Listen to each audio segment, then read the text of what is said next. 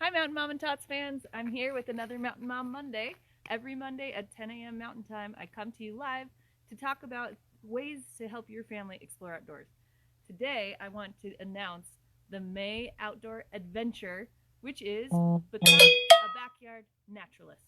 So every month I host an outdoor adventure. They're free, they're things you can do with kids, and they are required to get you outdoors, that's the point. And if you participate and post and tag Mountain Mom Tots, I'll feature you on social media. So this month, your challenge is to get to know your nature neighbors. So in order to do that, I wanted to give you a tour of my front garden. These are all plants that I have personally planted or were here when we moved in, and they have come back every year. So perennial plants are those plants that will come back every year. Now these are not native to my area. The Become a Backyard Naturalist Challenge gives you lots of options. But the number one easiest way, I think, to fulfill this adventure is to identify 5 new to you native plants or animals in your area. So go out, look at the trees, look at the plants, see what's blooming, and find out what those plants are called, what they are, if they're an invasive species, if they're native. I won't be able to do that right now, but I do want to give you a garden tour so that you can see some of the things that grow in my mountain home. So first, let's go here. I gotta get you out. So these are daffodils. You probably have seen them already. In a lot of places all over the US and Canada, they already have come and gone. They're one of the first plants to come out in the spring. Crocuses come up before them, then daffodils, and deer don't like to eat them. So that's why I have them here, because we live in the mountains. Here, I'll give you a quick view over there of our mountains. And we get a lot of deer and wild turkeys and other animals, and so anything I plant that I want to survive has to be deer hardy. So these over here, I planted them, and I have no idea what they're called. So if you know, let me know. They're cute little bluebell-like looking things. I really think those are adorable. Next, these are irises, and I transplanted some irises from a previous home we lived in and from my grandma's house. These are the roots of irises. They're called rhizomes. They're kind of like bulbs, but they're actually like root sections. So when you plant them, they grow like that. So they are growing well, and in about a month and a half, they'll grow up long stems and have beautiful irises on there. This is what I've heard is called stevia. They make a purple flower that's really pretty and is wonderful with pollinators.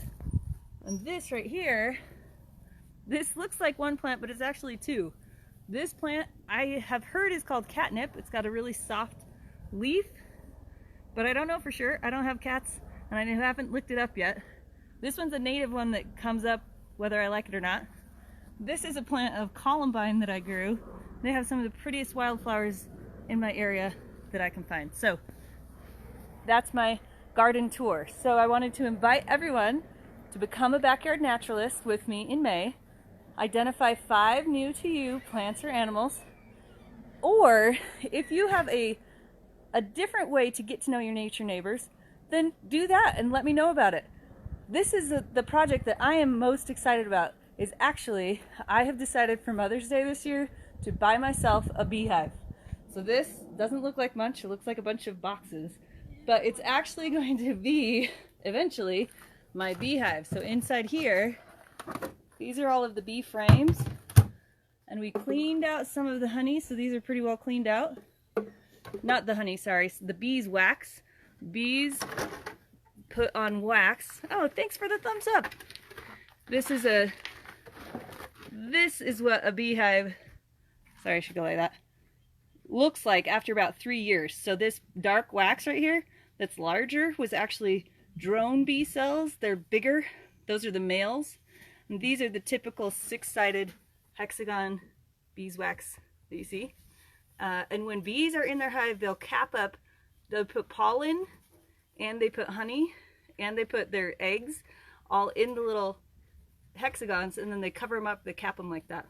So I wanted to show you that. They will build wherever they can, so it's not just in the frames like you want them to.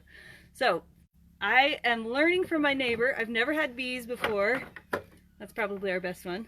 So I'm learning all of the details on how to keep bees. That's my Becoming a Backyard Naturalist challenge for May. So I want to invite you to join me for this adventure. Become a backyard naturalist, get to know your neighborhood, get to know what plants grow nearby you, plant a garden. That's another great way that you could become a backyard naturalist, and let me know about it. Go ahead and tag Mountain Mom Tots on Instagram or Facebook. Send me an email. Join the monthly outdoor adventures at mountainmomandtots.com/adventure. We'll see you in the outdoors.